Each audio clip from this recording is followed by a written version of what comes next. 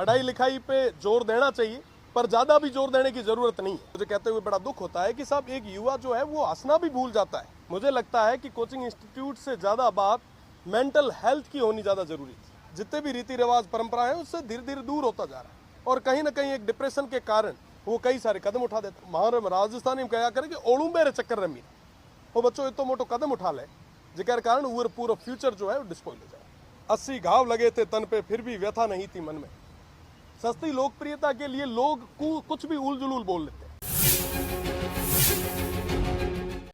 निश्चित रूप से जो आज का विधेयक था वो बहुत ज़्यादा ज़रूरी विधेयक था और युवाओं से हमारे आने वाले भविष्य से जुड़ा हुआ एक विधेयक था। और आज के विधेयक था उसके अंदर कोचिंग इंस्टीट्यूट्स की ज़्यादा बात हुई। मुझे लगता है कि कोचिंग इंस्टीट्यूट से ज़्यादा बात मेंटल हेल्थ की होनी ज़्यादा ज़रूरी थी कि आज के समय में ये जो आत्महत्याएं हो रही है ये हो क्यों रही है। हम कोचिंग इंस्टीट्यूट्स को ब्लेम कर रहे हैं। देखिए, जब आपको स्कूल्स में, कॉलेजेस में, यूनिवर्सिटीज़ में प्रॉपर एजुकेशन नहीं मिलेगा, वो स्ट्रक्चर नहीं मिलेगा, तो बच्चा कहीं ना कहीं तैयारी करने के लिए जाएगा।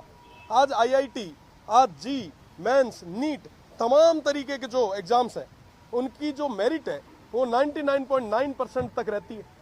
हर बच्चे को लगता है कि साहब मुझे उसमें सेलेक्ट होना है। 1000 जनों में 100 लोगों की पोस्ट होती है और उस कंपटीशन के लिए रात और दिन व्यक्ति मेहनत करता है, हमारा युवा मेहनत करता है।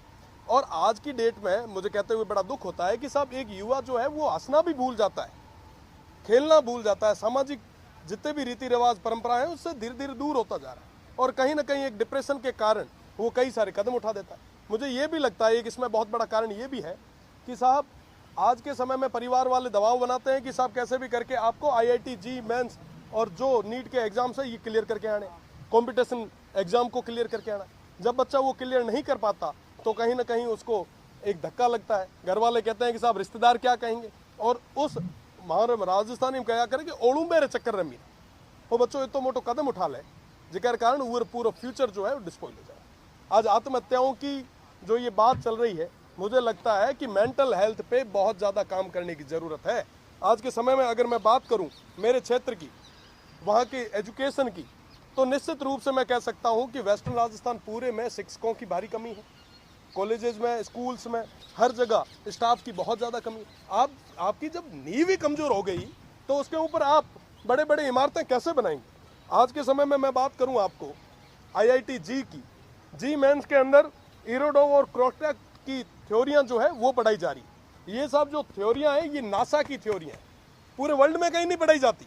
हमारे जो 12वीं क्लास के जो बच्चे हैं जो पास होके आते हैं उनको कहते हैं कि साहब आप ये थ्योरियां पढ़ो, और उस मेंटल प्रेशर के चक्कर में हमारे जो विद्यार्थी हैं वो कहीं ना कहीं ऐसे गलत कदम उठाते हैं। आप राजस्थान की विधानसभा में पहली बार आए हो और पूरे हिंदुस्तान के युवाओं के आइडल हो, और आज युवाओं को लेकर जो बिल आया है, आप युवाओं को क्या संदेश देना चाहते हैं? मैं तो युवाओं को यही कहना चाहूँगा कि पढ़ाई लिखाई पे जोर देना चाहिए, पर ज़्यादा भी जोर देने की ज़रूरत नहीं है।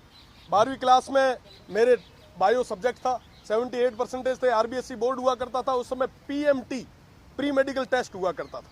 कई लोगों ने हमें भी सलाहें दी कि साहब जाके आप डॉक्टरी करो। मैं ये नहीं कहता कि साहब आप घर पे बैठो या हमारी तरह कहीं ना कहीं राजनीति में आओ। मैं ये ज़रूर कहता हूँ कि स्ट्रेस नहीं लेना, जो आपको फील्ड सही लगे आप उस और कदम बढ़ाएं। और निश्चित रूप से हमारे राजस्थान के युवाओं में क्वालिटी की कोई कमी नहीं है। वो आने वाले समय में इस देश का और प्रदेश का नेतृत्व कर सकते हैं, नाम रोशन कर सकते हैं। बस यही फर्क है कि उन पे कम से कम मेंटल प्रेशर दिया जाए और अभिभावकों को विशेषकर इस चीज़ का ध्यान रखने की ज़्यादा ज़रूरत है। निश्चित रूप से ये एक अलग ही प्रणाली है और मुआवजे की जो घोषणाएं होती है, मुआवजा निश्चित रूप से मिलना भी चाहिए। वर्तमान में बात कोचिंग इंस्टीट्यूट्स को लेकर चल रही है, तो मैं कहना चाहूँगा कि कोचिंग इंस्टीट्यूट्स के ऊपर पाबंदी लगनी चाहिए, पर पाबंदी इस तरीके से नहीं कि उनको बंद करें। व्यवस्थित होनी चाहिए चीज़ें, सब चीज़ें जो मापदंड के अनुसार होनी चाहिए, पर साथ ही साथ हमारे यहाँ के बच्चे मुखर्जी नगर, राजेंद्र नगर के धक्के भी नहीं खाए।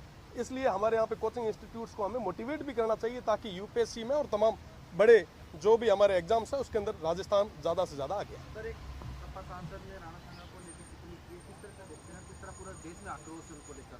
देखिए, सैकड़ों युद्ध लड़े थे उन्होंने, 80 घाव लगे थे तन पे फिर भी व्यथा नहीं थी मन में। सस्ती लोकप्रियता के लिए लोग कुछ भी उल जुलूल बोल लेते हैं। और बड़े शर्म की बात है कि राजस्थान के उस गौरवमयी इतिहास को कुछ लोग अपनी सस्ती लोकप्रियता के लिए चैलेंज करते हैं और वैसी बातें राजस्थान की इस सबसे बड़ी पंचायत में नहीं की जाए, तो मुझे लगता है कि ये वाकई पीड़ा देने वाली बात है और आने वाले समय में इन तमाम चीज़ों का मुंह तोड़ जवाब देने के लिए भी ये जनता तैयार है।